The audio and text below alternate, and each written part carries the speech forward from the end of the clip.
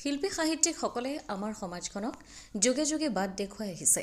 আজি গুৱাহাটীৰ শ্ৰীমন্ত শংকৰদেৱ কলাক্ষেত্ৰৰ শ্ৰী শ্ৰী দামোদৰদেৱ আন্তৰ্জাতিক প্ৰেক্ষাগৃহত অসম চৰকাৰৰ সাংস্কৃতিক পৰিক্ৰমা বিভাগৰ উদ্যোগত আয়োজিত ৰাষ্ট্ৰীয় আৰু ৰাজ্যিক পৰ্যায়ৰ বঁটা প্ৰদান অনুষ্ঠানত মুখ্য অতিথি হিচাপে প্ৰদান কৰা ভাষণত সাংস্কৃতিক পৰিক্ৰমা বিভাগৰ মন্ত্ৰী বিমল বৰাই এইদৰে কয়।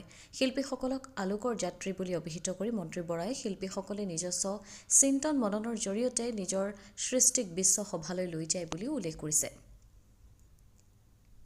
2025 বৰ্ষৰ লোকপ্ৰিয় গোপীনাথ বৰদলৈ ৰাষ্ট্ৰীয় সংহতি প্ৰদান কৰা হয় সাহিত্যিক শিক্ষাবিদ ডক্টৰ অমলেন্দু চক্ৰৱৰ্তীক, আনহাতে পণ্ডিত প্ৰবৰ কৃষ্ণকান্ত সন্দিকৈ বঁটা প্ৰদান কৰা হয় বিশিষ্ট সাহিত্যিক শিক্ষাবিদ মনেশ্বৰ দেউৰীক।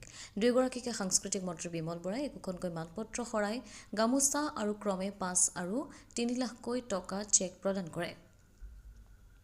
আনহাতে ৰাজ্যিক বঁটাৰ ভিতৰত 2026 বৰ্ষৰ ৰূপকোঁৱৰ জ্যোতিপ্ৰসাদ আগৰৱালাৰ সোঁৱৰণত শিল্পী বঁটা মৰণোত্তৰভাৱে প্ৰদান কৰা হয় অসমীয়া আধুনিক গীত আৰু চলচ্চিত্ৰৰ বিশিষ্ট কণ্ঠশিল্পী প্ৰয়াত সমৰ হাজৰিকা আৰু কামৰূপী লোকগীতৰ শিল্পী ধনদা পাঠকক।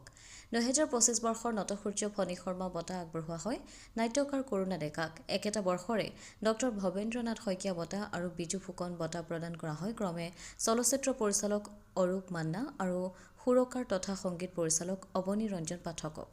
এই আটাইকেই একোখনকৈ শৰাই, গামোচা, মানপত্ৰ আৰু 2 লাখ টকাৰ চেক প্ৰদান কৰা হয়।